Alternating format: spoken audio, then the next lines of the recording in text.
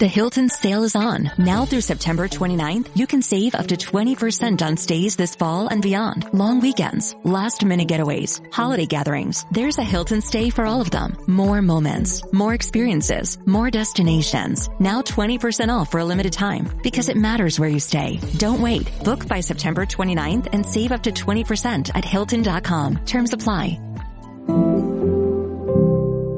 Hilton for the stay. This episode is brought to you by Nespresso and Samra Origins by the Weekend Coffee Collection. Introducing Samra Origins. My collaboration with Nespresso is a connection to my roots, to my mother, Samra. Coffee that hits the right notes. It transports you. Crafted with unique notes and bold soaring flavors. Experience a taste that moves you. Nespresso and Samra Origins. Discover more at Nespresso.com. The Dr. Sky Experience on the Red Apple Podcast Network. At 5 minutes after the hour, ladies and gentlemen, once again, thanking you for joining us here on the Dr. Sky Experience with a new venture as we continue here on Talk Radio 77 WABC, of course. If you'd like to get in touch with me, my email is simply this, DRSKY, Dr. Sky at WABCRadio.com. And, of course, listening to many of the previous podcasts we have, not only of our great show, as you tell us, ladies and gentlemen, but also the other great hosts 24/7 here on this radio station. Simply go to WABCRadio.com, of course, and also the alternate Red Apple Audio Networks.com. To get in the conversation for these episodes that you tell us you like so much, the contact number, as always, is 1-800-848-9222. That's 1-800-848-9222 for the Dr. Sky Experience. And ladies and gentlemen, I'd like to thank our helmsmen, as I like to call them, both Tony and Bill, navigating this powerful signal of 77 WABC out across the nation, around the world, and I'm sure way out into the cosmos. Great information as always, as you tell us, and we actually do get some special guests from the emails we receive. But in this particular archive, a 2-hour radio show, we love, ladies and gentlemen, of the 4 different types of conversation, debate, discourse, diatribe, and dialogue. We love dialogue, adding a little bit of spice with critical thinking. So, for the next 2 hours, a very special series of guests and a very important topic. As we go out into the world of viruses and talk about maybe the origin of these somewhat extraterrestrial. In the world of space science, astrovirology, that is an important subject. Did asteroids bring or comets bring viral material to this planet Earth? One theory is known as panspermia. And before you discount anything that I might be saying, viruses, of course, play a major driving force in the story of evolution. We go back to the great Greek philosopher Anaxagoras, who believed also a long time ago, thousands of years ago, that viral spores may have, of course, permeated the Earth from space. And even interesting cosmologists like Fred Hoyle were also on board. But moving closer to home, ladies and gentlemen, 2 hours and discussing something that is near and dear to everybody, I'm sure, within this listening audience, as we move deeper and deeper into your weekend, and once again, welcome you to the Dr. Sky Experience. For the next 2 hours, we'll be discussing with 2 very special guests, and one in particular, a new book called The Ultimate Vaccine Timeline, a fact-packed history of vaccines and their makers. She is Shaz Khan, and also joining us throughout the 2 hours is radio host on the West Coast, Richard Dugan, of Tell Me Your Story. But let's do a brief bio of our special guest, Shaz Khan. As we continue to move through time and space, Shaz Khan is a London-born Swiss-Indian creative designer, information junkie, and critical thinker, with a passion for health and science. Having worked for over 20 years as a design and communications specialist, she currently dedicates her time to educating, organizing events, and creating content on health and expanding her knowledge on healthcare policies, nanotechnology, as well as further developing her understanding of energy medicine and healing modalities. She has self-published the reader-friendly book, The Virus, We're Not All Bad, in both English and French, and now has the book we'll be talking about here by Skyhorse Publishing, a very interesting book, ladies and gentlemen, The Ultimate Vaccine Timeline. And thus, we continue to hear on the Dr. Sky Experience, exploring these subjects because vaccine mandates seem to be everywhere. And yes, ladies and gentlemen, that's a very controversial subject. In Texas, some say measles equals political suicide. But we want to hear from you, ladies and gentlemen, if you've been damaged or you've been hurt or you have an open mind, I hope, on the conversation that we're about to have with two special guests. And let us welcome Shaz Khan. Good morning, Shaz. I understand it's just a little after 6 a.m. in your home nation of Switzerland. How are you this morning? Yes, good morning, Dr. Sky. Thank you so much for having me. Yep, it's early morning, so forgive me if I'm not as sharp as usual. That's quite okay. We're privileged and honored to have you. And also saying good morning and good evening, I should say, in California to Richard Dugan. Richard joining us. Thank you for doing that. And how are you this evening? Doing very well. Thank you for having me. My pleasure.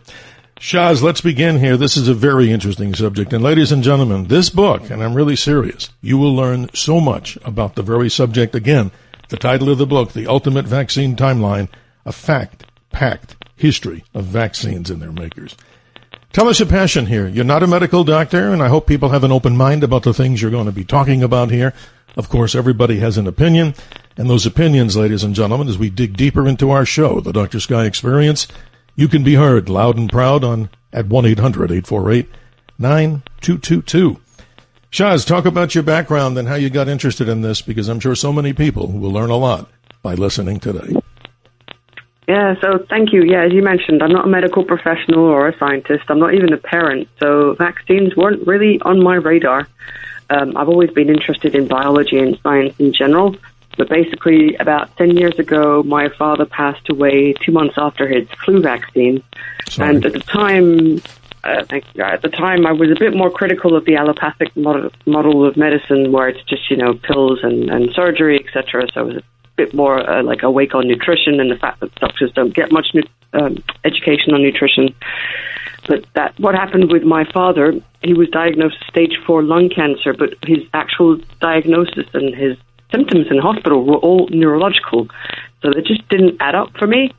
But basically, I started reading about vaccines because I didn't know anything about them. They weren't on my radar. I just knew that last time I took a vaccine, I didn't ask any questions, rolled up my sleeve, and it definitely hurt my arm all day long, and I obviously told that was normal. And I just started reading, and I started first with books. Then I went into the libraries and National Archives for Switzerland, the UK, and the College of Physicians in Philadelphia.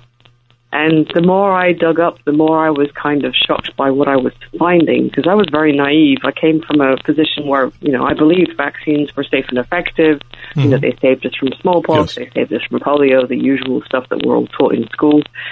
And what I discovered in libraries and specifically National Archives did not really fit with that narrative. And I think it was in 2018, which I was in the National Archives in the UK, and I basically came across some documents that I had requested access through Freedom of Information requests.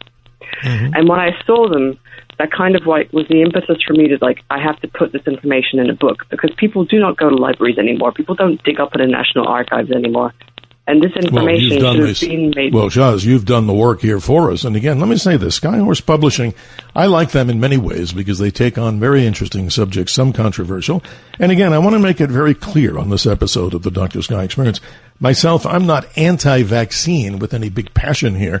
And I don't think you, obviously, are going to tell us that very same thing. And nor would Richard Dugan, our special guest that we'll be talking about with throughout the program.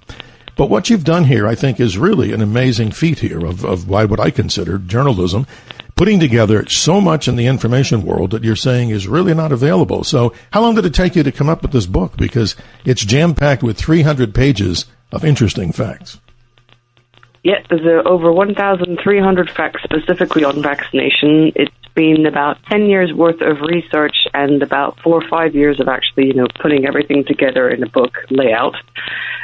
Which I have tried to make as visually attractive as possible with, catalogs from back in the old days to see what vaccines were available, infographics to help understand, for instance, the summaries of Institute of Medicine reports. But yeah, it's been 10 years of research. And of course, I'm working on the research of other doctors who've spent, 10, 25 years sometimes of researching on vaccines themselves. So there's over 150 books that I've read, and not to mention the article. I've lost count, to be honest. There's so much information on vaccines. I salute you. You've done a noble job in this. But I want to read something here, and these are not my exact words. These are someone else's, and I quote, "In the winter of 1918, at the height of World War I, history's most lethal influenza virus erupted in an army camp in Kansas. It moved east with American troops, then exploded, killing as many as 100 million people worldwide. It killed more people in 24 weeks than AIDS killed in 24 years. More in a year than the Black Death killed in a century. But this was not the Middle Ages. In 1918 marked the first collision between modern science and epidemic disease. Now, why did I mention that? It's because we obviously take seriously these things called epidemics. Everybody, not only children, of course, parents being good to their children, they want to see them have a long, healthy life. And let me ask this directly to you. Children's Health Defense is also part and parcel of this particular book. Am I correct? And I hope you'll correct me if I'm not. Robert F. Kennedy Jr., is he the founder of the Children's Health Defense? Yes, he is one of the founders, absolutely. Interesting. Yes, Skyhorse is an imprint called Children's Health Defense, which is obviously linked to the organization who have also published the book, yeah. Well, let's jump right into this, and I'm going to get our other special guest, Richard Dugan, involved for his opinion. He's in California. But Chaz and Richard, let's start with Chaz. This is interesting to me. We read about, and I don't have children either, I'm saying that honestly to the audience, so many people out there, you know who you are, you have children, you have obviously your own health concerns. Here's my question to you. How serious are these state mandates for vaccinations now in the United States? Because I'm reading, and I don't want to put words in anybody's mouth, many people are protesting this on a magnitude that we can't even imagine here. So talk about these state mandates here in the United States, and what can you share with us? And I'll go to Richard on asking him about California's policies. Talk about that, Chaz. So, yeah, in the States you have mandates, and they're different depending on the state, and then every state will have either religious, philosophical, or medical exemptions, I believe. Correct me if I'm wrong, Richard, but California is one of the strictest states in the sense that you can only get medical exemptions, and even those are relatively hard to get. So basically that means that your child has to prove that they've had a previous bad side effect or they're allergic to one of the ingredients. And I think it has to be signed off every single year, and it has to be signed off specifically for different vaccines and not just a general blanket medical exemption for all vaccines. Interesting. Richard Dugan, welcome to the show. You're the host of Tell Me Your Story. What do you know of, and tell us and hear about what California's mandates are? I mean, in many cases, they're very strict, I imagine. You tell us more, please. Well, unfortunately, I don't have any kids either, and so I really don't have a great deal of insight in that regard, although I wouldn't be surprised. I guess that, first of all, I would say that from my perspective, and I'm not an anti-vaxxer myself, I want to support and reinforce my immune system to fight these things off, but there's one small problem with that, and that is this. You know that we have ice melting all over the planet, North and South Poles and so forth, and they're finding new viruses that haven't been around for hundreds of thousands of years that we may not be able to fight off. So that raises a whole different thing. But in terms of these mandates, I'm sort of torn because on the one hand, as an individual, I should be able to choose, and I personally use my intuition to determine what I'm going to do. I don't always trust my doctor, for example. It's like, all right, you've told me I should take this, but I'm not comfortable taking that.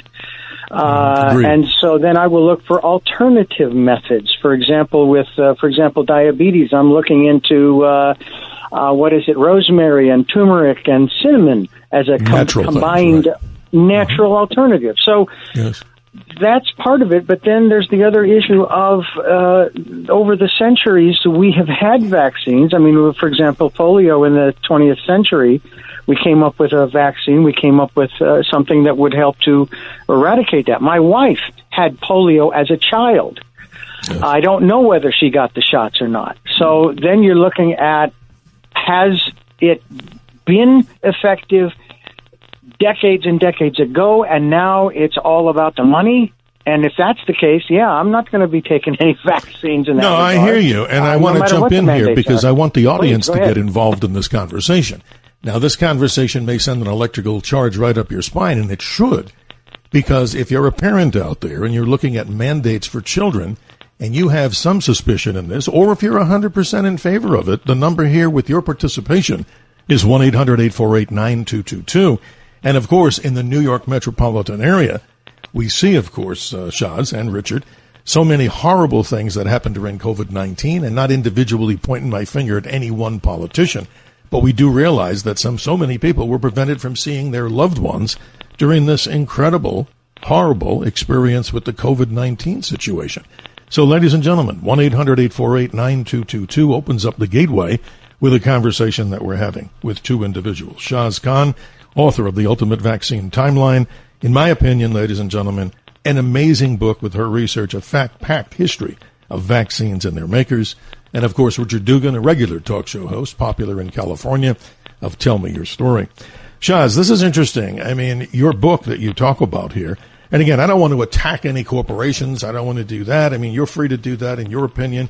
But the reality is, like the air traffic controller that I try to be when I say that, as the host, trying to bring in everything and make sure everybody gets off the ground, back on the ground, and does it safely. But again, we love on this particular radio show dialogue, 1-800-848-9222, and what we talk about with the concept of critical thinking.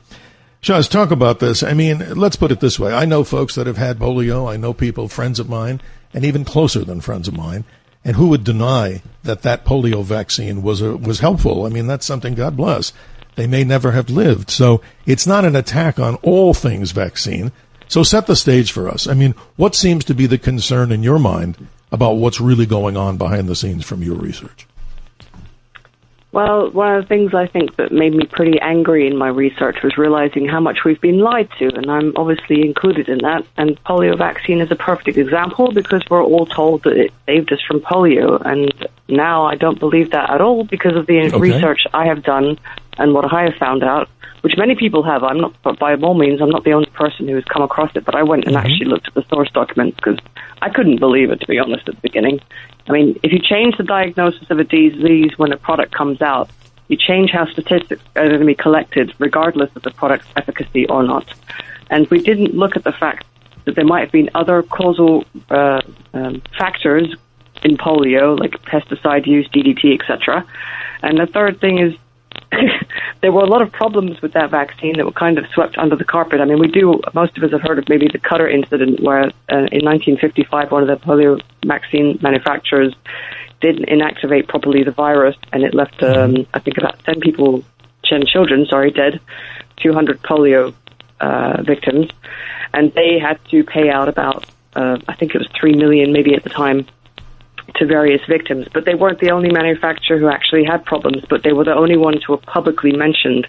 Then there was also the case that polio actually, this paralysis that we saw in children, only affected about 1% of people who were infected with polio. For many people, it would just be like a bad flu, and it would resolve itself, and it would the paralysis would disappear, and you would regain your limb. And the one person I happen to know here in Switzerland who was adopted from India who had polio received the vaccine. So there are a lot of things that are not being transparently presented to the public on a historical level and even on a factual level. And I say the one big thing that affects all statistics of a disease when a product comes out, be it a vaccine or an antiviral, whatever, is changing the diagnostic criteria. And the same thing was done with measles. So yeah, that's a little blurb on the polio. Well, no, you bring up some very interesting points here, because as I was reading a few articles before this, and of course during the week before we talked, online live together, in Texas, they're looking at the word measles equals political suicide. So if politicians are going to jump in on the whole concept, they better hide behind a tree, in so many words. This is not a quote from the article I read. But isn't that really true now? I mean, it seems like in Texas, of many states, there may be others, where there's really becoming less likely the possibility that people are not really liking the concept of having these vaccines. They're somehow getting educated, which is a good thing. And a recent Gallup poll, and I quote this with accuracy, this is something I read, and I'm not, making this up. 63% of Democrats believed that vaccines were important, while only 26% of Republicans thought the very same. So not to get into a political discussion, but I just brought it up. That seems to be interesting. But what might you add about Texas? I mean, obviously a lot of people down there want their freedom, and they value it bigger than maybe other locations around the country. What say you to that? Well, it's interesting. Texas is the state that had the 2 deaths that were reported worldwide at the beginning of the year of measles. And even here in Switzerland, we had our evening news covering the fact that there were 2 deaths from measles, which was absolutely unheard of. But they actually didn't go in any detail of actually what happened to these girls and what were their medical histories at the time and how long it took for them to actually be, to die, and what actually was the final diagnosis. It's interesting because there were 2 independent doctors who were able to look at the medical records of these 2 young, who actually died in the same hospital in Texas. I can't remember the name of the hospital, but it was the same one. Yes. And they looked at the records and basically were able to determine that it was more related to medical error than it was to actual measles infection. And calling it measles death was very misleading, and of course helps fuel the political debate about, let's get everyone vaccinated, let's guilt trip those who don't want to get vaccinated. We had that even here in Switzerland. And amazing. You don't go into the depth of discussion like here and actually looking, well, what are the comorbidities of these girls? What's the protocol in the hospital to treat measles, which in itself is problematic? Are we supporting the body as well? And, the whole allopathic model of treating infectious diseases, in my opinion, warrants being revisited and definitely being looked at. What are the tools we can use to help prevent infections, to prevent sepsis, to prevent a lot of the conditions that we fearmonger people into vaccinating against. So. Right, and if the medical mantra from doctors and physicians should be, and I quote, do no harm, end quote, obviously to educate the public, which we're trying to do very much here with a laser focus with our 2 very special guests. Shaz Khan, who's kind enough to be up with us here and on the radio show, the Dr. Sky Experience, during her early morning in the beautiful nation of Switzerland, and Richard Dugan on the West Coast, radio host, popular in his state and all the other areas on Tell Me Your Story. I wanted to bring up something before we go to the hard break here in just a few moments. And again, ladies and gentlemen, you may be very emphatic about this very subject, so don't be shy. I mean, if you feel, and what's the main question that we would be asking here? Has the concern of vaccines been something that's right on the tip of your tongue? Is it something you could care less about? But I doubt that that's the case. 1-800-848-9222. All we're trying to do during these 2 hours, with no apology, is to try to open our minds on some of the mysteries that go on in our everyday lives. Maybe we're too busy to really study this, but obviously we don't necessarily believe everything we read, of course, and nor would I, on the internet because somebody said it. The 1-800-848-9222. But here we go, ladies and gentlemen, from the astronomical world, which has been the primary focus of this particular show with myself, talking about what's out in the universe. The whole study in the world of biology is astrovirology. This particular story called panspermia, a theory that states that viruses may once have come to this planet Earth in their origin during the time when meteors and comets permeated the Earth. And viruses, I mentioned before, major driving forces of evolution. And ladies and gentlemen, what is a virus? And I'm reading this, of course. A virus is a microscopic infectious agent consisting of genetic material, DNA or RNA, enclosed in a protein shell called a capsid, and sometimes a lipid envelope. But unlike bacteria, viruses are not cells and cannot reproduce on their own. They must infect a host cell and hijack its machinery to replicate. That leads to great further discussion. We're here on the Dr. Sky Experience with our 2 very special guests. Shaz, just give us in the shortest time, we've got about a minute and a half before the break, your passion for this, again, started when and for what specific reason? I don't think I really got to the core of that. Tell us very briefly. So my passion on the subject of viruses? No, I've been the whole subject that you're talking about vaccines. Well, it was all triggered by the death of my father in 2000. I'm so sorry, yes. Mm-hmm. Well, that's a very sad moment for everybody that's lost people, because think about it, ladies and gentlemen. Listen to this radio show all across the nation and around the world. You know some of the horror stories of the whole COVID-19. And ladies and gentlemen, I'm sure that many of you out there were forced in a mandate to have to get a vaccine. And there still continues, right, Shaz? All these different lawsuits that people want to go after their employers. Good God, even the government, in saying, hey, you should not have fired me because I should have had a right. And what is it? It's about freedom. We'll be right back, ladies and gentlemen, as we talk more with our 2 very special guests. But before we do that, I wanted to give a little brief sky update, ladies and gentlemen. Is exactly why people tune into this show, among many other reasons. We find ourselves looking at the change of seasons naturally, and it's really exciting because I love the season of autumn, and I hope you do too. That comes to a neighborhood near you at 2:19 p.m. on the 22nd, Eastern Daylight Time, when the sun transitions across the celestial equator, moving to the south. And I've said it many times, if you're a nighttime viewer of the heavens, no matter where you're listening, or hopefully to call us, in my opinion, and there's many opinions, some of the best times of the month, or year, I should say, to look at the night sky occur during the months of October and November. More when we come back here on the Dr. Sky Experience, 1-800-848-9222, talking about the ultimate vaccine timeline with Shaz Khan and also Richard Dugan of Tell Me Your Story. We'll be right back. The Dr. Sky Experience on the Red Apple Podcast Network. The Dr. Sky Experience. Entertaining and informative on the Red Apple Podcast Network. I do believe, sadly, it's going to take some diseases coming back to realize that we need to change and develop vaccines that are safe. A quote from author Jenny McCarthy. 32 minutes after the hour, our tribute to the late Hugh Downs, a good friend of many and a friend of mine, who's passed on to the infinite, and he himself probably has, and still does, have more time on television and radio than anyone on this particular planet. 32 minutes after the hour, as I mentioned before, what's our conversation points here on the Dr. Sky Experience?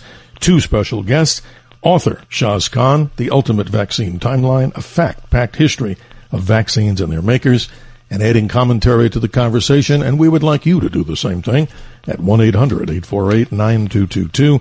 His radio host on the West Coast, Richard Dugan of Tell Me Your Story. Shaz, welcome back. Talk a little bit about Switzerland for people who may have not have been there, but in this particular archive, we also want to find out, are there mandates in Switzerland? They're very, very serious over there about many things, I read. But talk about that in relation to, are there mandates there in Switzerland, just like other places? So Switzerland doesn't have any mandates, neither does the UK, but our neighbours Italy and France do.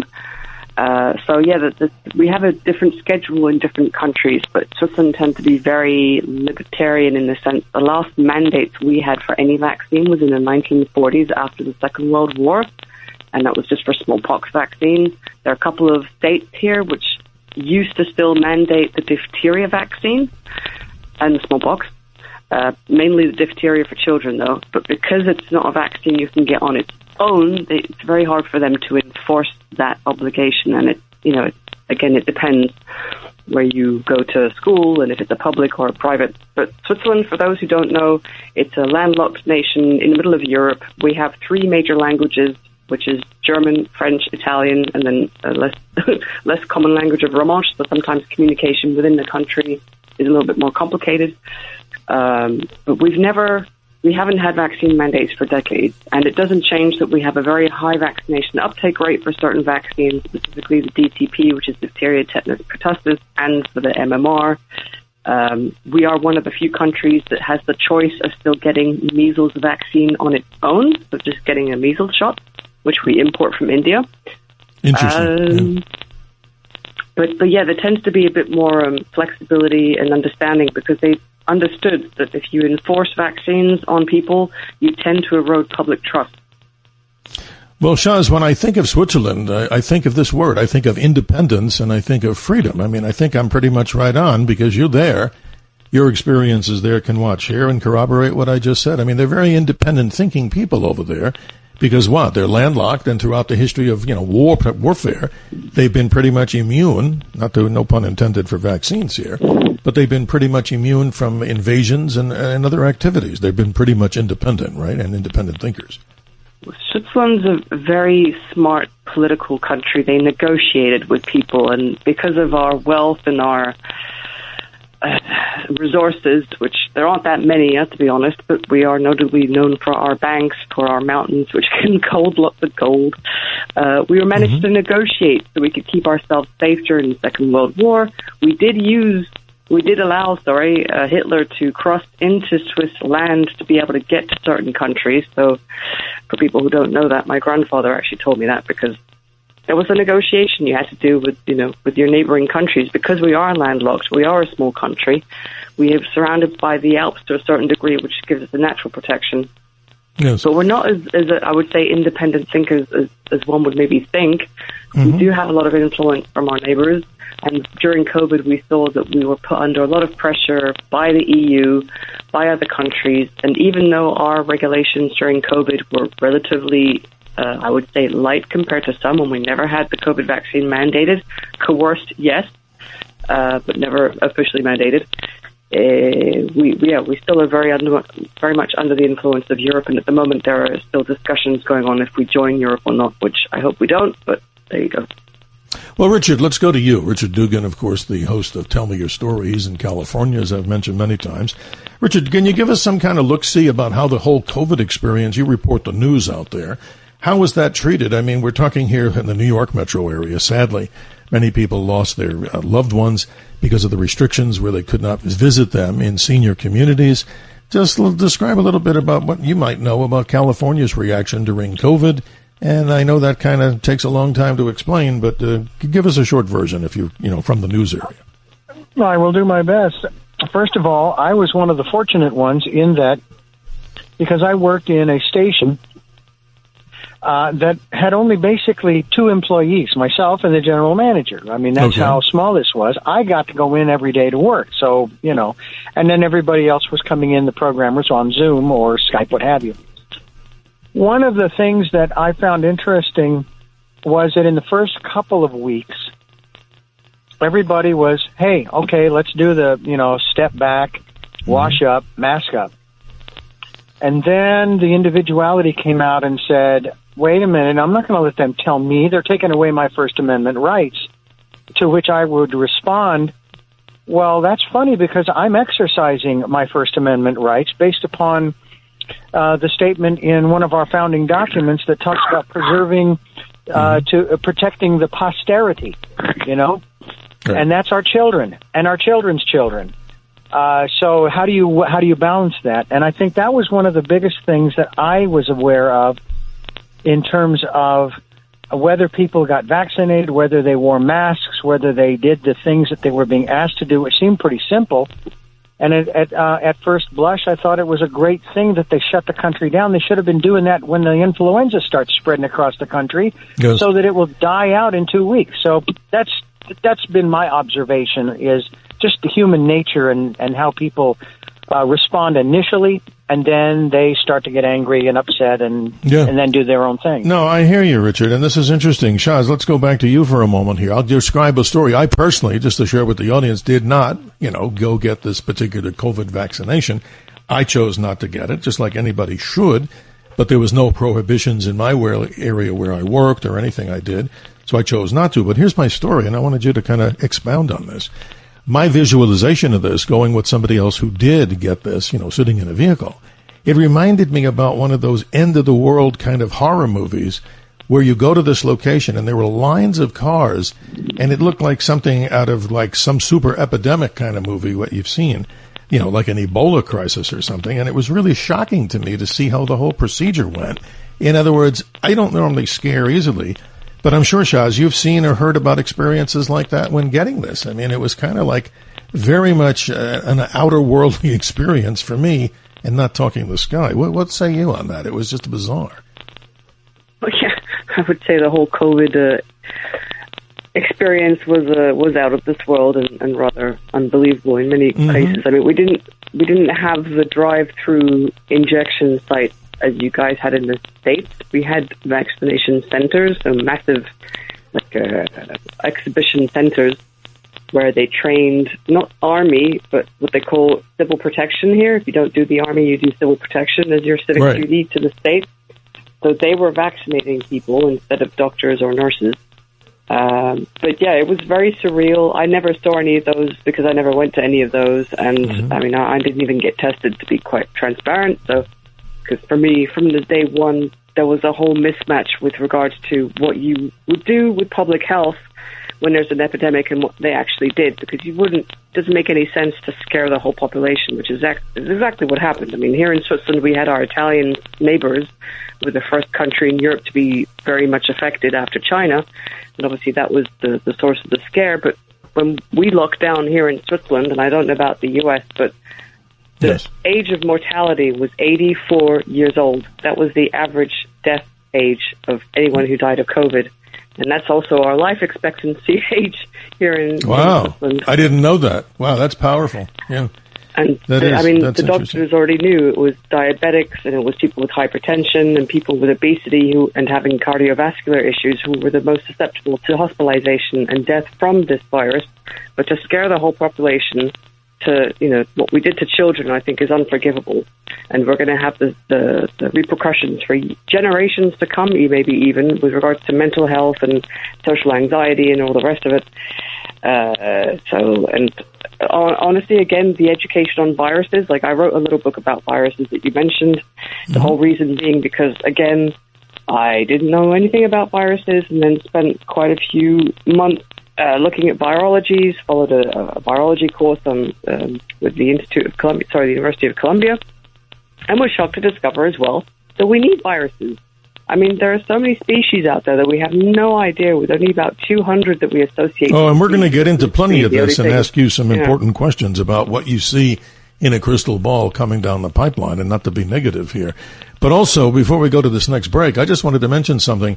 I understand that in the New Jersey gubernatorial campaigns, what's going on over there, this might be, if it's not already, a very interesting position, a political position that is on the agenda for whoever becomes the next governor of New Jersey, where they would want to have freedom from vaccination mandates. Because I'm surprised we haven't heard from anybody right at this point in time.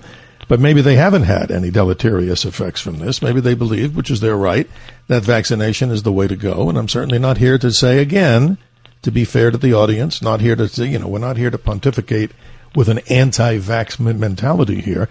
It's the opinion of our special guest and, of course, you, ladies and gentlemen, at 1-800-848-9222. But when we come back, Shaz, I want to get into this whole conversation of these infectious diseases. I know you're not a medical doctor, and we say that. And we want to qualify our statements here by telling everybody out there the exact backgrounds. But again, a salute to you for this incredible book, which goes through, and I never knew this, how many of these large pharmaceutical companies are out there, what kind of revenue streams they've been making, the connection to all these things with the vaccination world. And as you say, and here's words that I'm quoting, immunization and vaccination are not equivalent nor synonymous, despite often being used interchangeably. So you go through so many different processes, so many different definitions of the words that people need to know about. What's a real inoculation? What are we talking about when we talk about these different strands and recreations organically and biochemically of RNA and some of the ingredients that were in many and are in many of these individual vaccines? Good or bad, ladies and gentlemen? 1-800-848-9222. Your opinion, your points of observation on this, agree or disagree. The Dr. Sky Experience continues when we come right back from this important break. The Dr. Sky Experience on the Red Apple Podcast Network. The Dr. Sky Experience. Entertaining and informative on the Red Apple Podcast Network. How is it that mercury is not safe for food additives and over-the-counter drug products, but it's safe in our vaccines and dental amalgams? A quote from author Dan Burton as we move through time and space. 47 minutes after the hour, ladies and gentlemen, you are with me, and also our special guest, Shaz Khan, author of a great book we recommended by Skyhorse Publishing, The Ultimate Vaccine Timeline. This one goes into great detail associated with the Children's Health Defense. And also Richard Dugan, talk show host on the West Coast.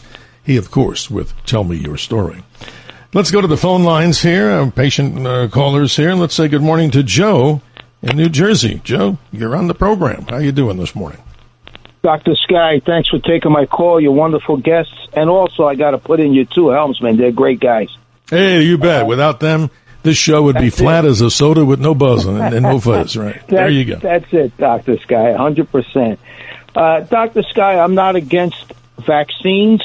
I was born in 61, so maybe the Salk vaccine probably saved me from getting polio. Yes. Because it was a bad time in the 60s. We were growing up. But as far as the COVID vaccine, I'm not saying that I blame them for my health problems, after I got the 3 shots, the 2 and then the booster, and I had a heart attack. Oh, God. And I got 3 stents in my heart, which saved my life, the Widowmaker. Sir. So I was never sick a day in my life. I was like a bull all my life. Now, I'm not saying it's that fault, but it sure as heck seems very odd, Dr. Sky. Well, let Shaz respond, and or Richard Dugan. Shaz, I think that's more appropriate for you first out of the chute to respond back to Joe. Go right ahead. Hi, Joe. So sorry to hear about what's happened to you. Of course, I'm not a medical professional, but I'm actually president of an association here of medical professionals who have seen, unfortunately, a lot of similar like heart attacks, strokes following the vaccine, like after 3 or 4 doses. And I just can only hope that you get the help you need to make sure that your health is good and to avoid any future doses of that particular vaccine, because you obviously have reacted badly to it. And I don't know if you put down an official adverse event reporting, which I highly recommend people do, because that's the only way that people actually can log and find out the injuries following these products. But I hope that you've received the recognition you need, because unfortunately many people don't even receive the recognition and the help that they need after these injuries. Yes, well, Joe, I'm sorry to hear about your experience, but you get the last word on the Dr. Sky experience. Go right ahead. Yeah, go ahead, sir. Thank you. Thank you, Dr. Sky. Thank you for your guest. God's been good to me. I'm under a good cardiologist, and I'm doing much better. Thank God. I'm walking a couple miles a day now, and I thank God that I'm alive. But I'm going to go way out of the box. Go right ahead. Mm-hmm. Most of the people that passed away were senior citizens collecting Social Security.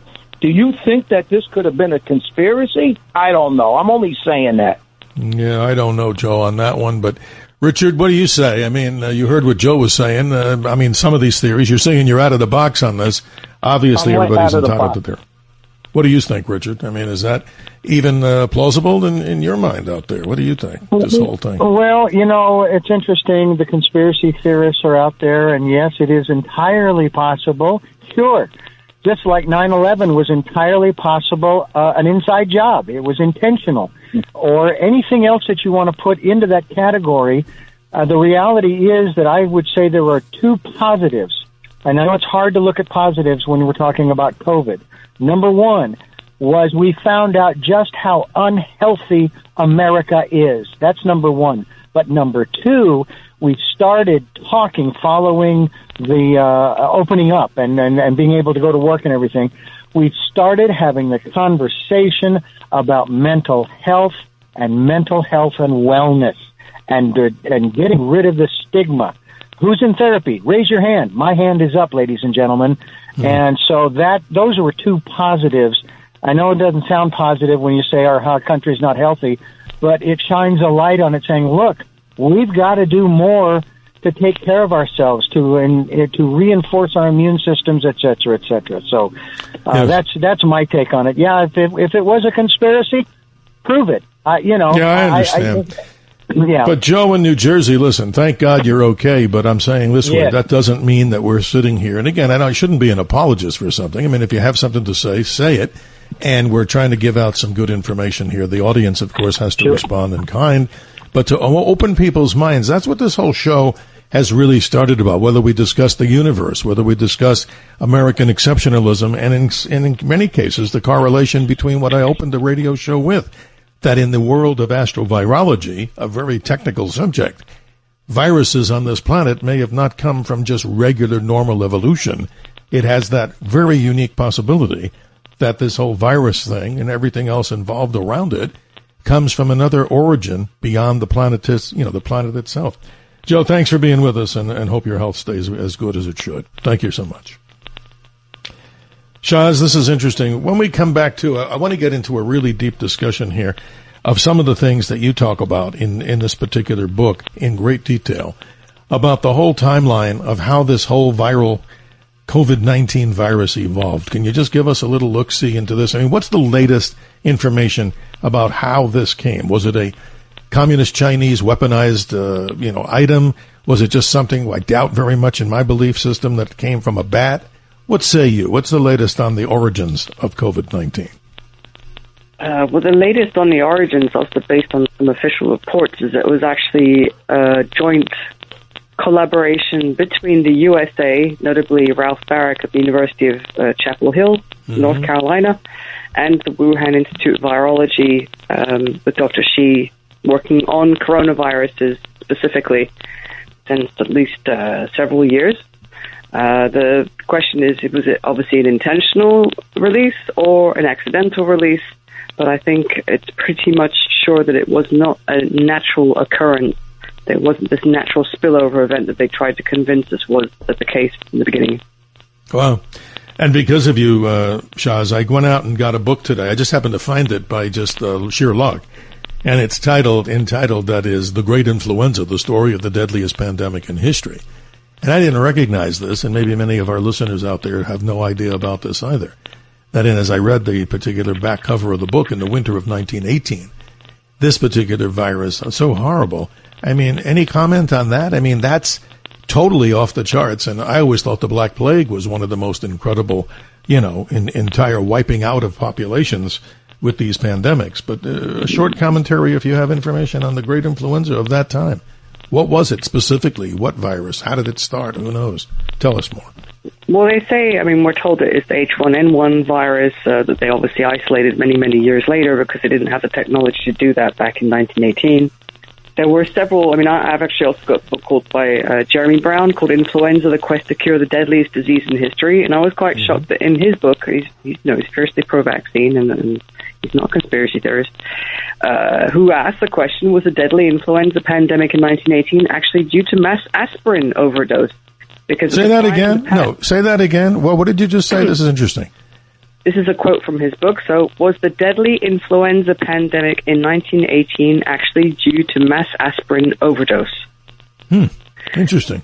Considering that at the time, Bayer, the German company who had the patent for aspirin, they lost their patent in 1917, which triggered an explosion of generic products on the market, which was unregulated at the time. You got to remember that, creating a large surplus, and it was given in the highly toxic doses, which we'd never give today, and that could explain why that there was a disproportionate number of deaths in healthy adults who usually aren't that affected by influenza.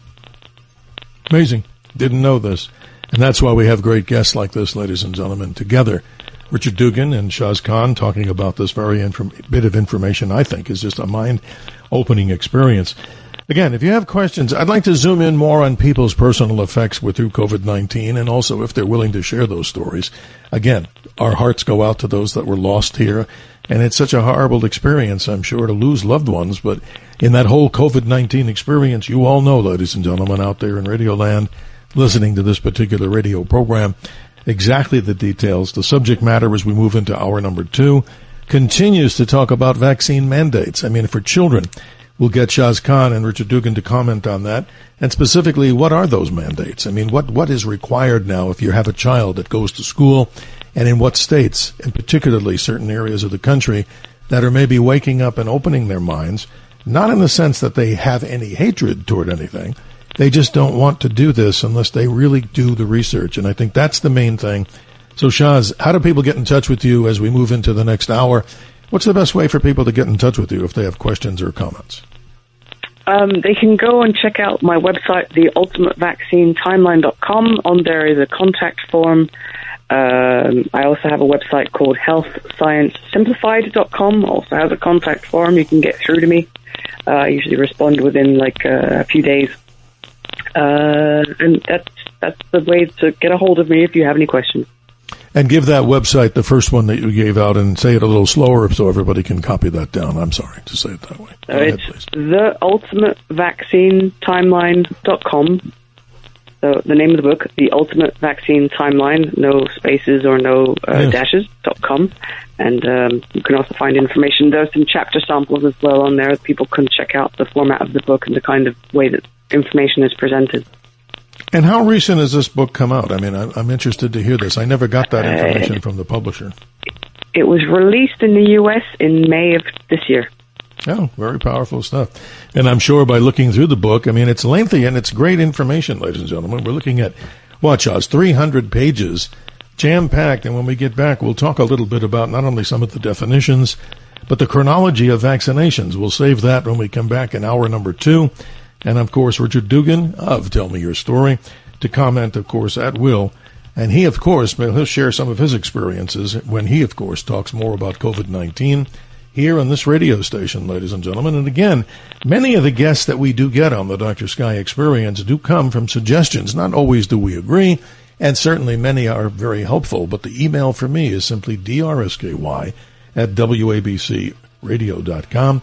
We appreciate everybody out there who's part of our radio show.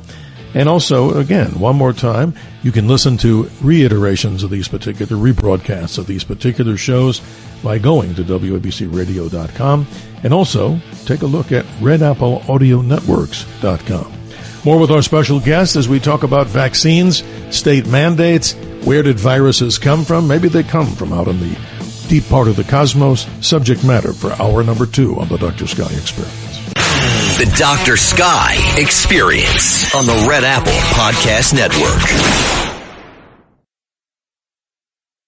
The Dr. Sky Experience on the Red Apple Podcast Network. 6 minutes after the hour, ladies and gentlemen, we're warmed up and ready to go here with hour number 2. If you didn't miss, or you did miss, that is, hour number 1, our conversation continues with 2 very special guests as we move through time and space. If you'd like to email me, it's simple. It's just drsky@wabcradio.com. And our normal topics that we talk about here, we diverge a little bit back and forth from these. Astronomy, space, aviation, and weather, American exceptionalism, and celebrity guests in the mix. But in this particular iteration, in hour number 2, we're discussing with 2 very special guests, author Shaz Khan, of a brand new book from Skyhorse Publishing, The Ultimate Vaccine Timeline, a fact-packed history of vaccines and their makers. And also from the West Coast, a great talk show host that I've known over the years, Richard Dugan of Tell Me Your Story, in the great state of California. I'd be remiss if I didn't thank our helmsmen, as I like to call them. Think of this as a magical starship moving through time and space, Tony and Bill. And without them, ladies and gentlemen, this radio show would be as flat as a soda that had no bubbly stuff in it. So we do thank them ahead of time. And ladies and gentlemen, if you'd like to, of course, get involved in so many of the things that we talk about here, join us each week. The number to call, 1-800-848-9222. So let's go right back to it. The phone lines are lighting up all over the nation and around the world. Shaz, good morning again. And Richard, good evening to you. Let's continue with the callers. Let's say good morning to Sandra in New Jersey. You're on with our special guest. How are you this morning, Sandra? Oh, good morning, Dr. Sky. Good morning, Shaz Khan. And good morning, Richard Dugan. This topic is one of my favorite topics to talk about. I almost feel like I should be sitting there with you guys because I can go on and on all night about how I feel about this. Well, thank you for being here. Yes. You're welcome. Look, vaccinations are not something I believe in. Whatever my mother gave me when I was little, that's as far as I went. As I became an adult, I never took the flu shots. I didn't take the COVID shots, and I don't plan to. However, I'm running into a little bit of a problem. My husband, he happens to be a surgeon. He told me, and he just got the shingles. This is what I want to bring up, okay? Sorry to hear you. Shingles. No, he's okay now, but he said to me, he said, Sandra, this is something I don't think you can tolerate. So I don't want to get it. I'm very funny about my skin. I like it to look nice, and I think if I got that, I think I'd be very, very, very, very upset. So, so then my sister said, let's go tomorrow, Saturday. I meet her in the city every Saturday. Let's go to CVS and get the shot. I'm not going to do it, but I want to know from you guys what you think. Well, Shaz, I think that goes directly to you like a pointed laser in a nice way. So why don't you respond there to Sandra? She brings up some good points. Hi, Sandra. Well, listen, again, I'm not a medical professional. I'm not giving out any medical advice whatsoever. But based on my research and my understanding, is I would avoid that shot. It's also quite highly reactogenic. I don't know. Did you have chicken pox when you were a kid? I don't remember. I don't remember. Yeah, it's hard to remember these things because we don't have a book about many of these when we were younger, right? We don't have records. I know. Oh, no. Yes. So you're saying no. But I want to hear more. Continue, please. No, thank you. Please continue, Shaz. I didn't want to cut you short. Yes. Well, I mean, again, it's always about benefit-risk analysis on, the individual vaccine. What is your risk? And then knowing how to treat shingles if you do get it. Like, what kind of creams you can put on your body to, like, get rid of the pain or the itching. I know shingles is particularly bad, but I've also noticed it in people who tend to be going through a particularly stressful time in their life. So again, it's also, trying to mitigate any stressors that you might have in your daily life to make sure that you try not to get it. All right, ladies, let me be always honest, and there's no other way to be here. We always are honest here. Honesty and truth will set you free, right?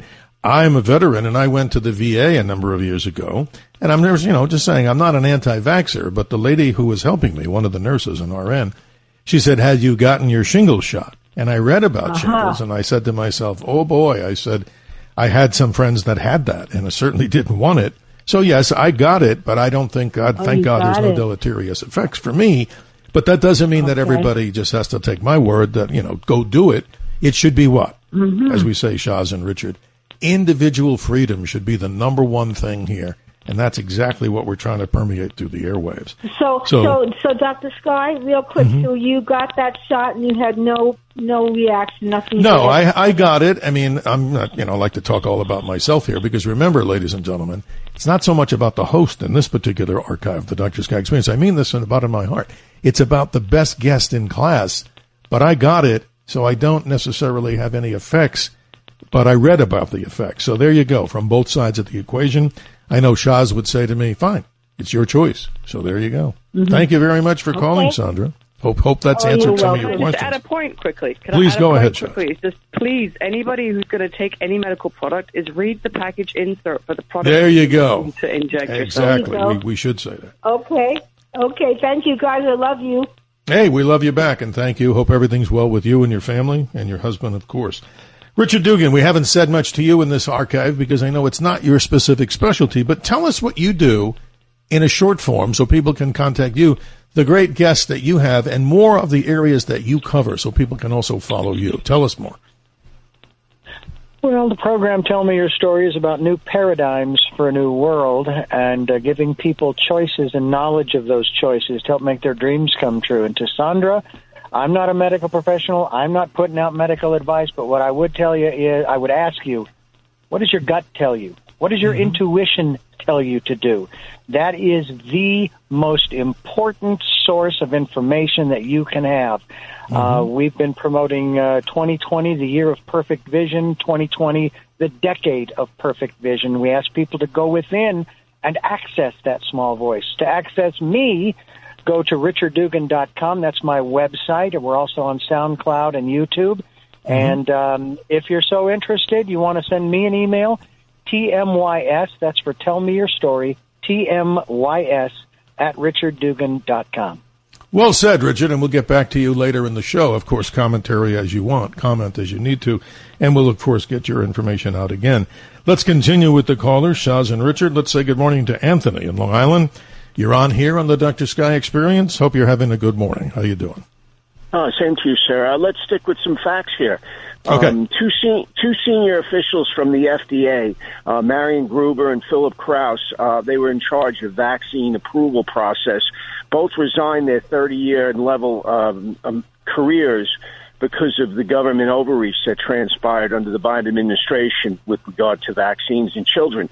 Number two, there are no black box warnings included with the vaccines, so none of us can make an educated choice. It's proprietary ingredients. Wow. Number three, you have the Congress and the Senate, as well. All of their staffers all exempted themselves from these safe and effective vaccines. And when you review the internal emails that Fauci had between his chiefs of staff, Peter Daszak, EcoHealth Alliance, if you analyze those emails, internal emails, which they tried to erase and cover up, there is a conspiracy. And I do not trust any of these people. And since when did politicians, the most ilkiest people in our society, become in charge of our health care? And I do believe it all started with this Obamacare introduction, and that's where we stand. We have no trust in any of this these vaccines anymore. mRNA are not a vaccine in the traditional sense. It's some sort of genetic manipulation whereby they shut down your natural immunity and put in something else that creates these spike proteins. That these are facts. And Anthony, let me say something, my friend. You bring up some very powerful stuff here. So this is fascinating that you're bringing this up here, because that's exactly the realm that I was going to get into down the pipeline here with Chaz. But Chaz, go right ahead. This is Anthony's bringing up some very, very important things here. Please respond to him, because this stuff is really powerful, and people get very emotional, and they should, about these things. What say you?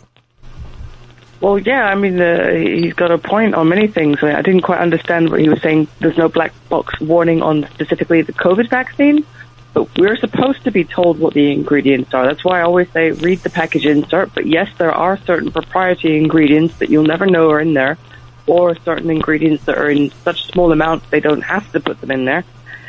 So if you need to know if you're going to have an allergic reaction, it's kind of hard to find out prior. Conspiracy, I use the word collusion as well, because one of the things that we've seen is the similarities between the policies in different countries, and like this kind of one world health policy dictated through politics, instead of speaking to clinicians who are on the field treating patients directly and looking at the best options available for the individuals.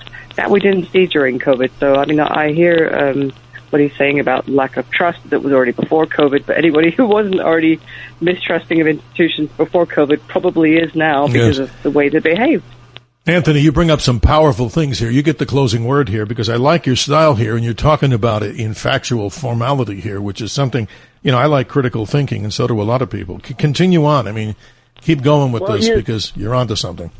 When you follow the money, you see that there is obviously a problem with regard to the policies that were enforced and everything that they did to society. I mean, they shut down the world's economy. They didn't allow children to go to school, and then when they did, they were all in glass tubes, bubbles or whatever, to protect themselves. Exactly. Why did Fauci give himself a pardon? The NIH lied to us on several occasions, if not throughout the whole process, with the social distancing, masks, lockdowns. I can't have a job. I lost my career of 30 years because I wouldn't take a vaccine. And yet Fauci gives himself a pre-pardon? A pen pardon from, as far as I'm concerned, unless something is adjudicated, you can't just give yourself a pre-pardon. So everything is off the table with regard to any legitimacy, with regard to our government and agencies and the officials that have anointed themselves in charge of our my body, my choice when it comes to killing little babies. Well, Anthony, you're right. You're right. And guess what? No, you're right. And here's an interesting point, too. When Warp Speed got into effect, many people, and I was one of them that just chose, not to yell and scream on my end.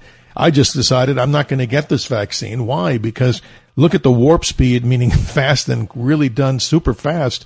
How do we really know that really with the trials and testing? I just felt I'm not going to be one of those that's going to suffer any consequences. So I just said no. Anthony, I think you would agree with me. Common sense should rule in that case, right? Absolutely. I agree with you wholeheartedly, sir. Absolutely. Hey, and that's why we're glad we have callers like you. And ladies and gentlemen, again. Yeah, well, say that again. This discussion. Thank you for this discussion. Well, no, thank you for being here. Yes. The mainstream media has totally blocked any type of debate with regard to what has gone on. And you're like the only program that has actually addressed this. And I thank you so much. We are so honored to have you calling in and giving opinion. And, like I said, ladies and gentlemen, not to hide behind this desk here. I'm not here to be shy to say, hey, I want to take on the whole thing of describing that, vaccines are no good, they're evil. I'm not saying that. And our special guest hasn't said that. It's just a guess, and not to put words in your mouth, Shaz. It's do the research, read the different precautions that come with these things, and make up your mind. But it should be that every single individual, not only within the sound of this particular host and station, freedom should be the thing that rules, and common sense overall should be the other ingredient. Amen, right, Shaz? I mean, simply said, not to take words from you. Well, yeah, I would agree. There you go. Let's continue on. The callers, the thing is like a lightning rod here. Let's say good morning to Tony in Clifton. You're on with Shaz Khan and Richard Dugan of Tell Me Your Story. How you doing this morning? Good evening, everyone. I'm great. Thank you, Dr. Sky, for taking my call. What we're getting the impression of with the COVID was that it really was it didn't just affect health like back in the day when we had the chickenpox and measles vaccines and all that other stuff. This was something that when we look back on it, it was sort of a social, psychosocial, etc., medical event, and there were some very bad things that happened at that time. Not to mention we were all locked down, and that made it worse. Yes. One of the most egregious things I think we experienced when you look at a new vaccine, I'm open to vaccines. I think things should be tested and checked, and then we have the choice. It's funneled through the physician. But what happened with the Johnson & Johnson vaccine was egregious. And it was, in 21, it was brought out and they were saying they didn't know if they were going to take it off. And I wound up getting a Moderna with a woman who lived I was in a 55 and over complex. We waited very long for the vaccine, Dr. Sky, longer than they did in North Jersey. They wanted us to travel all over down South Jersey to get it. So it was like the Twilight Zone. That's exactly what you have better words, Tony, than I do. I was thinking of this dystopian thing, but you're right. Twilight Zone was when I went with somebody and I didn't get the vaccine. I thought I was in a B-rated horror movie, just watching how everybody had to line up. It looked like one of those end-of-world type scenarios. Weird. I felt that was intentional. I felt that making people travel 2 hours to get it. I waited. So I waited until April. And when I finally got it, I had a woman in my community. She was older than me. She had health issues. And we never met because we were all in lockdown. And she told me, she said, Tony, I'm getting it. And I gave her the phone number. They gave her, I got the Moderna, and that week they gave her the Johnson & Johnson. And 6 months later, I had moved away. I moved back to North Jersey. And when I spoke to her, she called me, and you know what she said? She said, I have cancer. And she was in poor health. But I think, and the night that she had taken, going back 6 months earlier, the night she had taken the vaccine, she said, they told me I was going to get the Moderna, but then they gave me the Johnson & Johnson. That's a very sad story. And I just wanted to share that because that's when vaccines aren't tested, we're being experimented on, and that was egregious, Dr. Sky. Shaz, you see the passion that people have about this, and this is interesting. Your response, of course, to Tony. It's very interesting what she's telling us. Well, yeah, and what's unfortunate is I think anybody who was doing these, who were traveling far to get these vaccines, didn't actually necessarily read much about them before, except what they read in the media, which was, 95% effective, which is a marketing argument. Anybody that sees anything advertised as 95% effective is like 9 chances out of 10. It's marketing language, not scientific. So it's a shame that people weren't given informed consent. They weren't given the documentation to read themselves. They knew the risks and benefits. Obviously, unfortunately, they'll argue, well, it was an emergency, so we didn't know what the full risks might be because we're under an emergency authorization use for the Johnson & Johnson, Moderna, and Pfizer. But at this point, 5 years later, and 4 years later after the vaccine campaign, there are so many injuries that are just being dismissed and systematically ignored all over the world, which is also one of the reasons why people are questioning the whole vaccine program because of that. So if we want to regain trust, we have to have the authorities acknowledge the injuries and try to avoid repeating the same mistakes. Interesting. Tony, you get the last word on this, and always appreciate your being part of the show. Oh, thanks, Dr. Sky. I'm not getting any more COVID vaccines. Have a great weekend, guys. Thank you for being part of the show. This is interesting. Let's continue. The caller line continues. If you still want to get in on conversation, expressing your points of measure, good, bad, or indifferent, God bless anybody who's lost loved ones. Many have throughout this COVID crisis and other things related to vaccines. We remain neutral, not to tell you don't get one. We're here not to tell you to get one. We want to hear what you have to say. 1-800-848-9222. Let's say good morning to Dave in that far western north part of New York State, near Buffalo, in Lockport. Good morning, Steve and Chaz and Richard. Or is it Richard? It is. Anyway, it's Richard. Yeah. Okay. Look, I was born in 1950. I had all the vaccines, the polio shot and all that. But I also had all the childhood diseases. I had scarlet fever, whooping cough, chicken pox, the measles, the mumps, and later I had hepatitis, and I had, but anyway, and I also had the COVID shot. I had the one. Oh, you took it, huh? Wow, you did. Yeah, well, my son-in-law is a doctor, and he advised that I should take it because I'm up there in age. But anyway, and in the military, I also had every vaccine known to man. I mean, I remember walking, in 1968, walking through the line, getting shots in my arms that had multiple vaccines, including an experimental cold vaccine and everything else. But I think I had COVID before it actually came out that COVID was COVID. I see. Yeah. But I took the shot to please everyone, and but I have a pretty good natural immunity. Like I say, I've had just about every childhood disease you can have. You're still with us, and that's what's important, though. But I wanted Shaz to jump in. If you have a specific question, go right ahead, because we're short on time. I would like to know, because I know that the Amish do what we used to do, like when I had chicken pox. I didn't have chicken pox, but my neighbor did, and we used to have a party, go and have a pajama party, so everyone would catch it and get immunity. And that's kind of what I believe that the Amish do. Yeah, let's have Shaz respond to that. I mean, is that something that's traditional with the Amish, Shaz, that they shun the vaccines? Is that pretty much correct?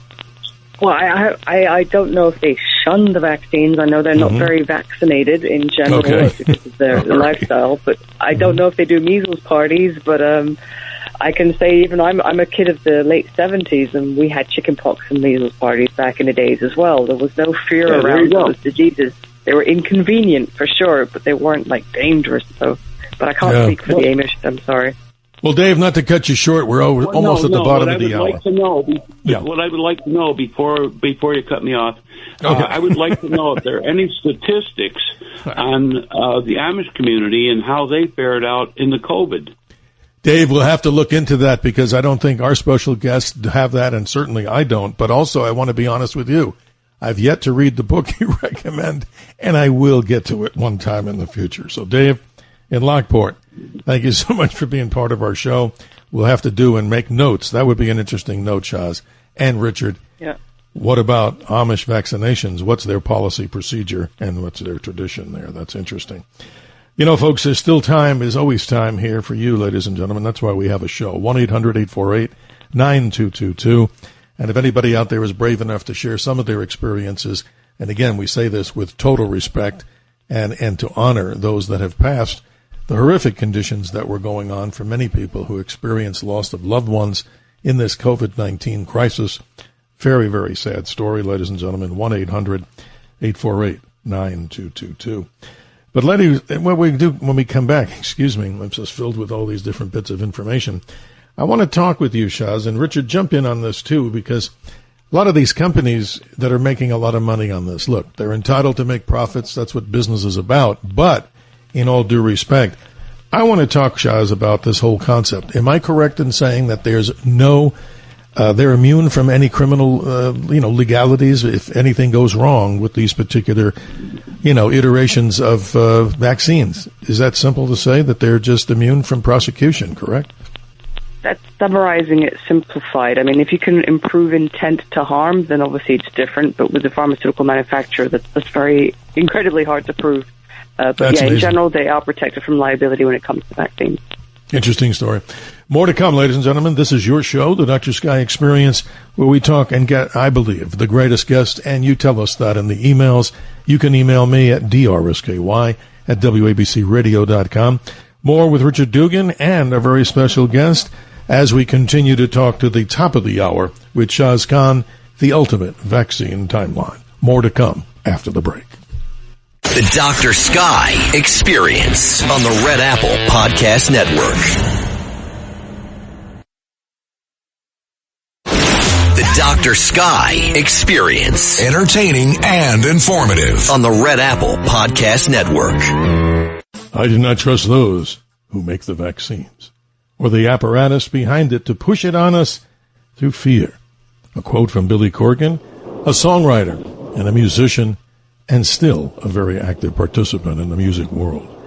And a special thanks to David Freiberg of the great band, as many people know. Hopefully you've got to see them in concert over the years, Jefferson Starship.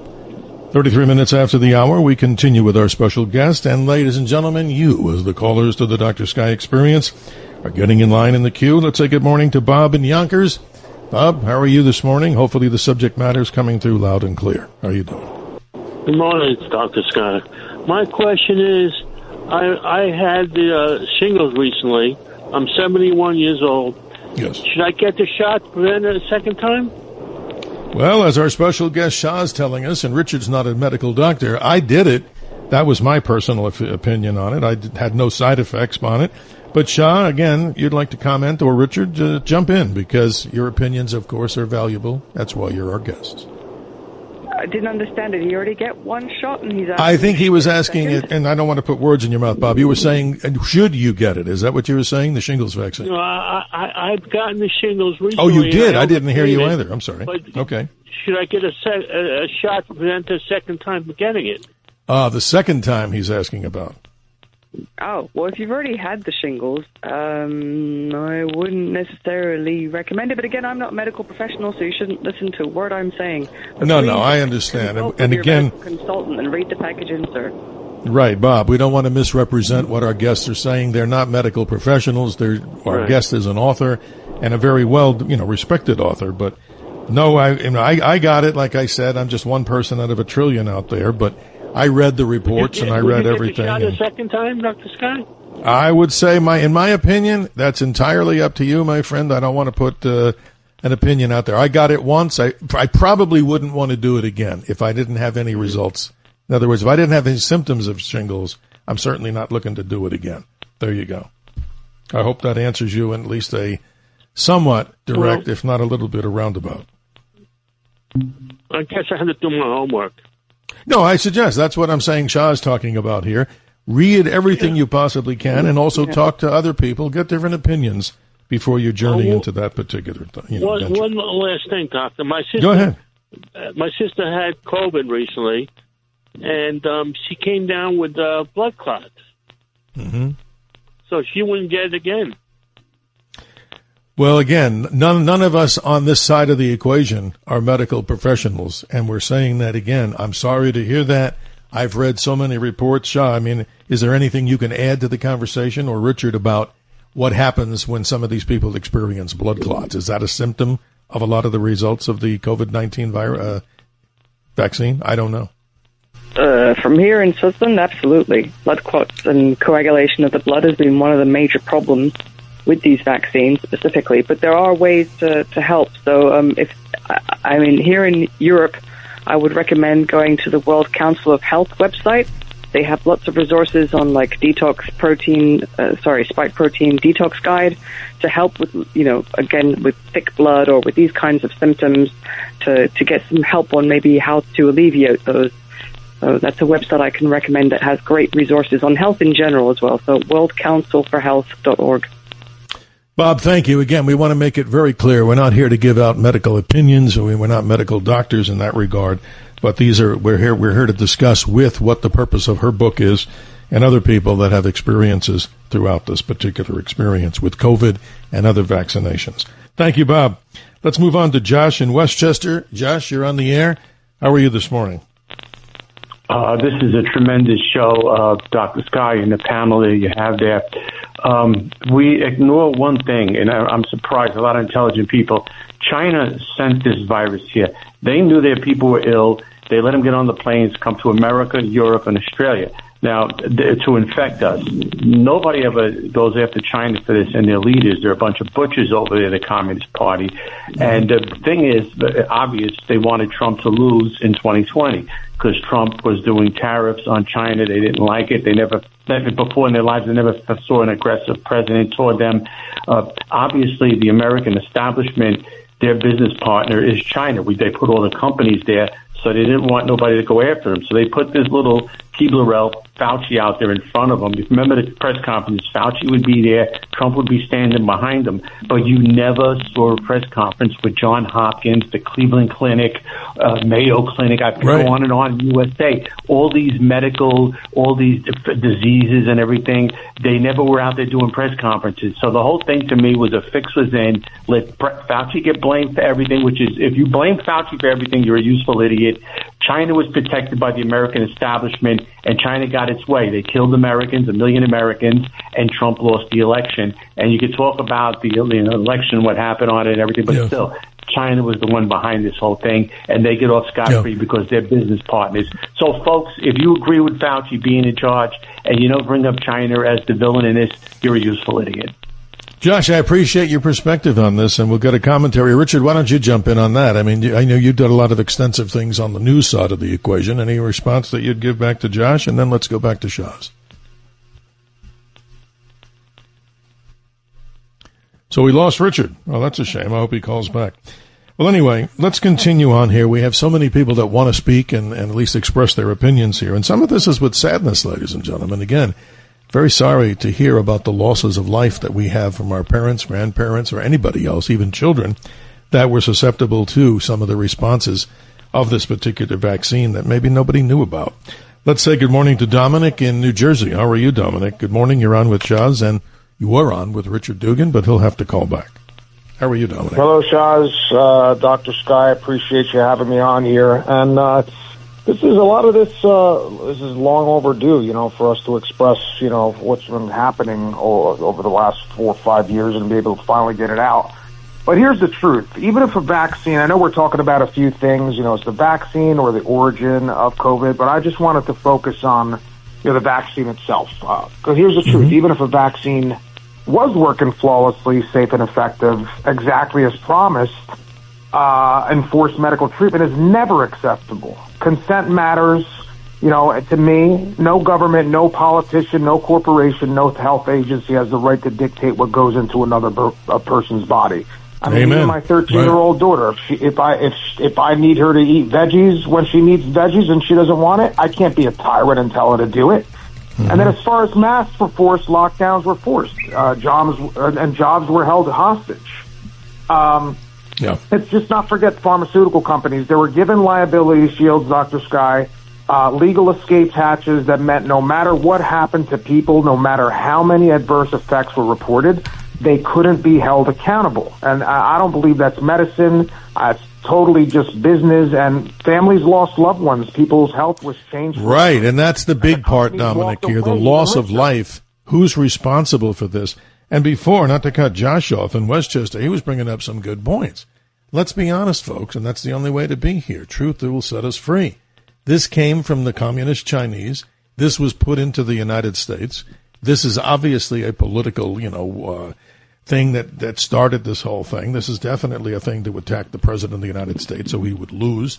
And I don't, I totally stand by what Josh was saying there too. But Dominic, that's amazing. Look at all the people that suffered from this in something from warp speed. I mean, you developed a vaccine in record time.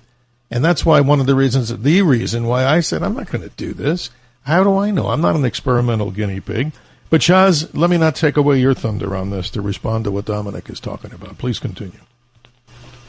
I agree 100% with what Dom is saying. Informed consent is you can't say how important that is. I mean, the whole reason of the Nuremberg trials was to try and stop medical experimentation, because it was unfortunately quite common back in the days, and even up until the 60s, unfortunately, in orphanages and on disadvantaged people.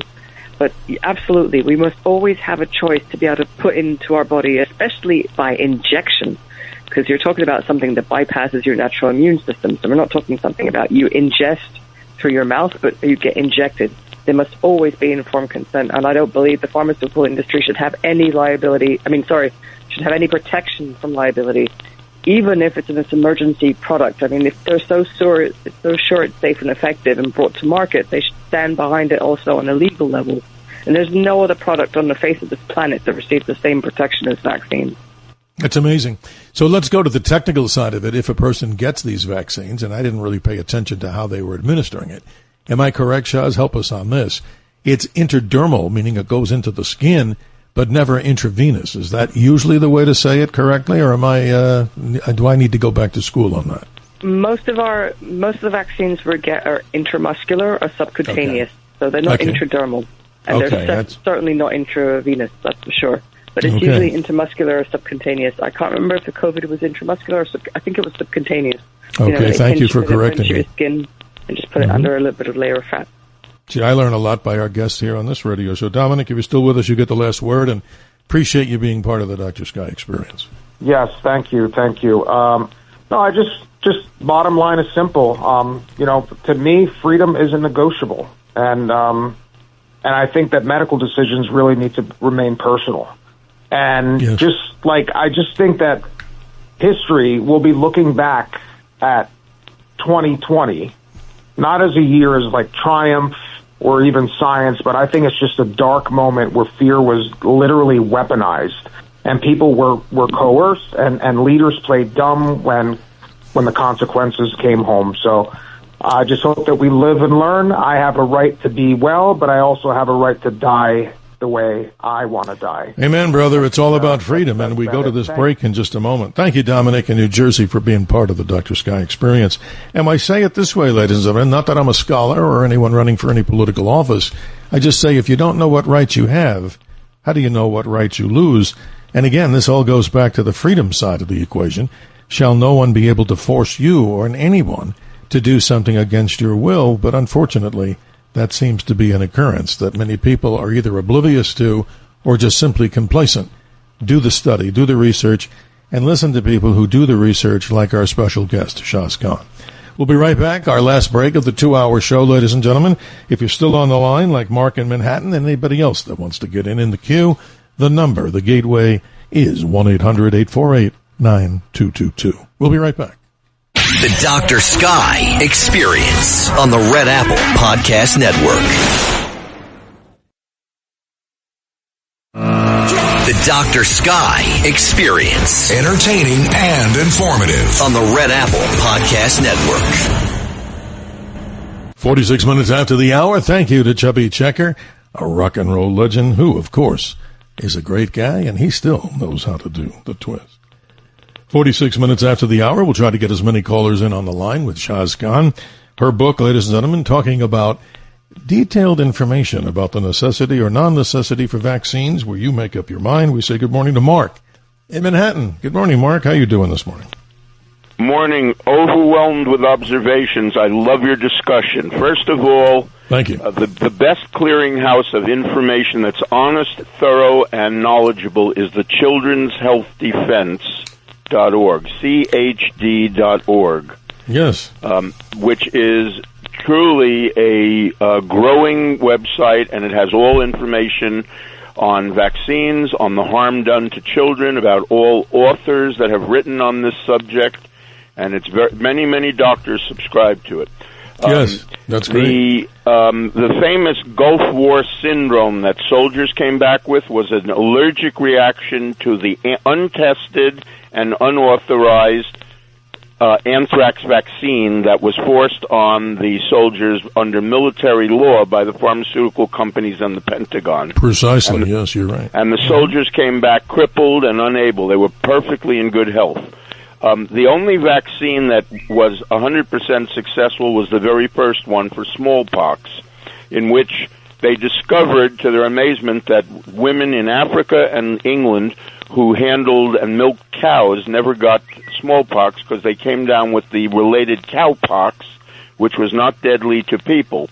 And in honor of that 100% successful vaccine, meaning no one died from it once they got that vaccine, and no one could spread it to other people, they named it in honor of the dairy cow, which in Latin is la vaca.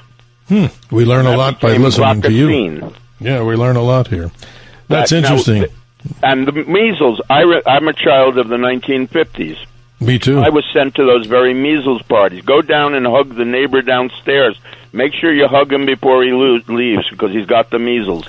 That's right, Mark. I got an impression that I still have not got, it doesn't go away on my left arm. It's like a little skin depression. I think that was exactly what you're talking about. But let me get Shaz to jump in. I mean, she's the author of this really great information. And Mark, she's also with, obviously, in sync with the Children's Health Defense is on the front of her book here. And that's a very interesting thing. Shaz, talk about this with Mark. He's brought up some good points. Well, I flinched when he talked about smallpox vaccination having 100% effectiveness and not killing anybody and being safe. It's absolutely not true. I do invite anybody who hasn't already got the book Dissolving Illusions. DissolvingIllusions.com has some great information specifically about the smallpox vaccine. I mean, obviously that's the first one you have to look at when you're looking at the history of vaccination.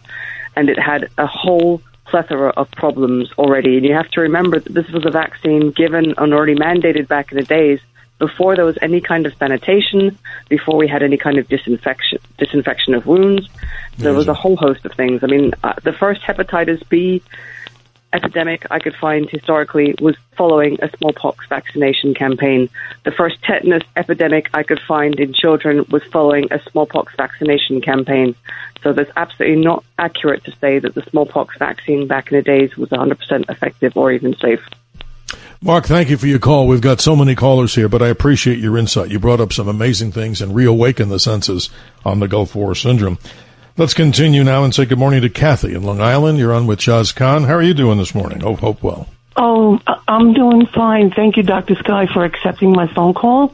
Yes. I would like to find out if there are any statistics on older people experiencing memory loss or dementia after getting the COVID vaccinations.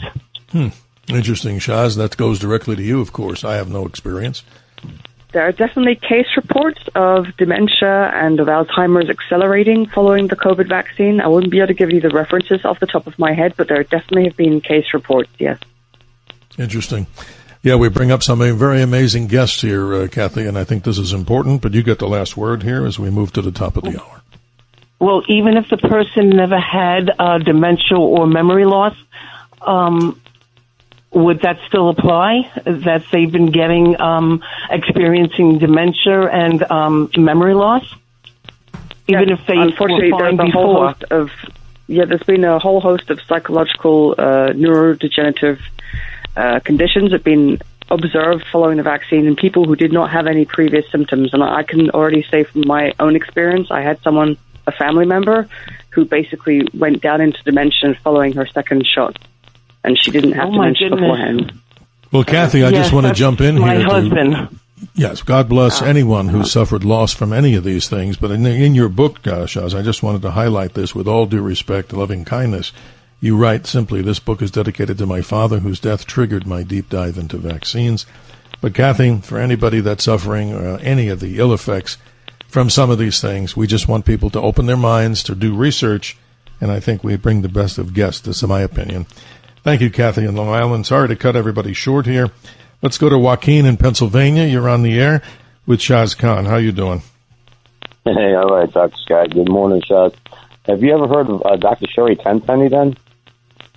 Oh, yes, she's amazing. Actually, I just had an interview with her this week. But yeah, Sherry Tenpenny is probably one of the trailblazers with regards to researching vaccines. She's been looking into it since 2000, so for over 25 years, and she is a doctor by training who works in emergency care.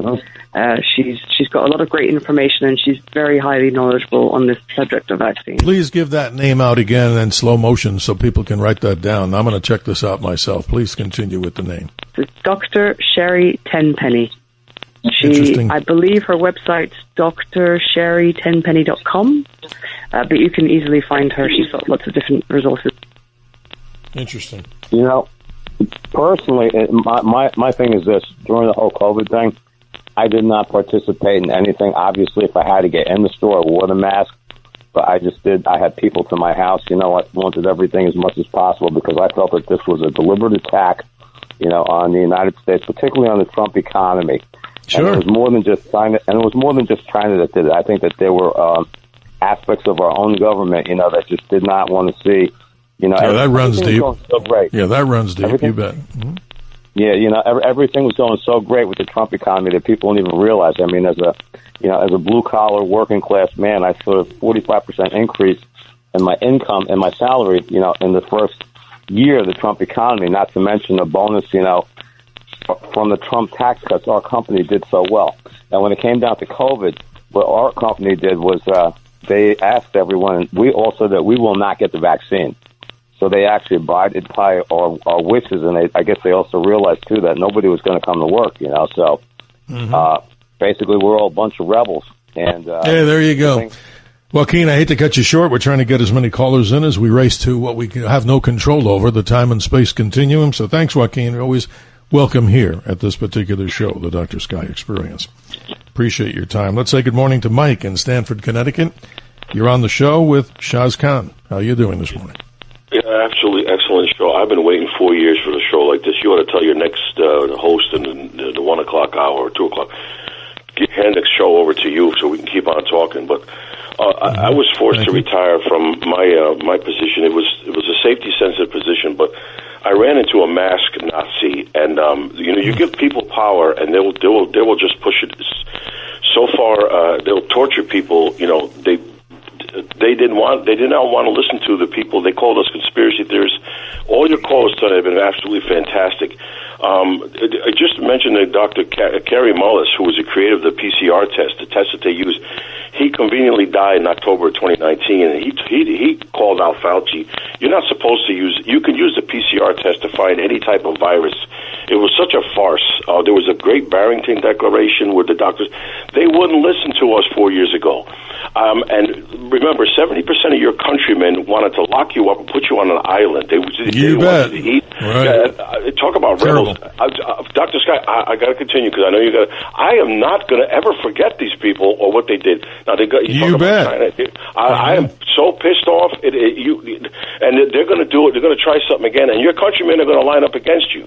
You know, and there's so many people angry out here. I'm angry. You people try to be, calm and collective. They're much more intelligent callers than me, but I have all this information, and it's frustrating, man, because they forced it upon us. They would not listen to us. The PCR test didn't work. The science, the mask didn't work, but they gave people an authority, and people lost their jobs, they lost their homes, yeah, you're right. That are correct, and we're still mad. And if God forbid there is a revolution, we know where we're going to go. Thank you, sir. Mike. Let me say this in summation, and let Shaz. Again, Shaz has the last word on this. Of course, you're 100% right, my friend. And this time, people need to. I use the word very conservatively here. Do more than just pay attention, because I'll be damned. I'm an individual. You're an individual. Everybody out there should think for themselves and be able to do that. I suffered mask restrictions here in Arizona. People told us to get out of a store if we didn't have the mask on properly. It was just ludicrous. And then we found out the minimalist effect. And, the mask thing was more of a hoax in many cases if it wasn't the right mask. Shaz, please continue. Mike's fired up, and he's right in what he's saying, in my opinion. Yeah, I absolutely agree. I mean, they weaponized fear. That's also one of the ways that you get people against each other. You pit them against each other because they're scared that one's going to make the other person sick. And this PCR test, I agree, it was absolute nonsense that we're diagnosing a disease with PCR, but it's become the norm now, and they're doing that with all kinds of diseases. And here in Switzerland, for anybody who's interested, we actually had our federal court make a judgment that PCR cannot be used as a sole diagnostic test. But despite that, our government authorities are still using it alone as a diagnostic. So there's corruption in many countries, not just the US, not just in Switzerland, not just in the UK. And there's a problem with this PCR test, but they so badly want to use that as identifying viruses because it's a very powerful tool to identify some trace of virus. Well said. It doesn't tell Shaz, you I hate to cut you short, and also from our callers, Mike and Stanford, you're really fired up, and I agree with you, my friend. Shaz, let me thank you ahead of time. I hope you'll do this again with us sometime. The book, The Ultimate Vaccine Timeline, a fact-packed history of the vaccines and their makers. Her website, or among many, theultimatevaccinetimeline.com. We want to thank everybody who's listened to this particular archive.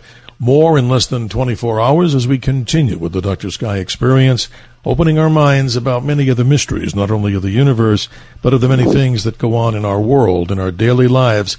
And it should be about freedom, ladies and gentlemen, common sense, freedom, and never to lose. Because like I said before, your individual rights, because if you don't know what rights you have, how do you know what rights you lost? We'll continue this as we continue here on the Dr. Sky Experience.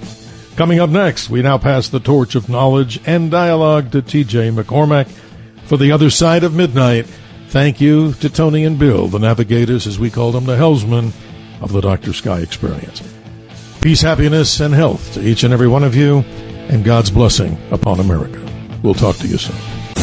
Thanks for listening to the Dr. Sky Experience. You can hear the Dr. Sky Experience Saturday mornings, midnight to 2 a.m. If you like the podcast, share it with your friends and listen anytime at WABCRadio.com and download the WABC Radio app. Hit that subscribe button on all major podcast platforms. Plus, follow WABC on social, on Instagram, TikTok, Facebook, and X. See you next time for a new episode so you never have to wonder. What the heck is going on here?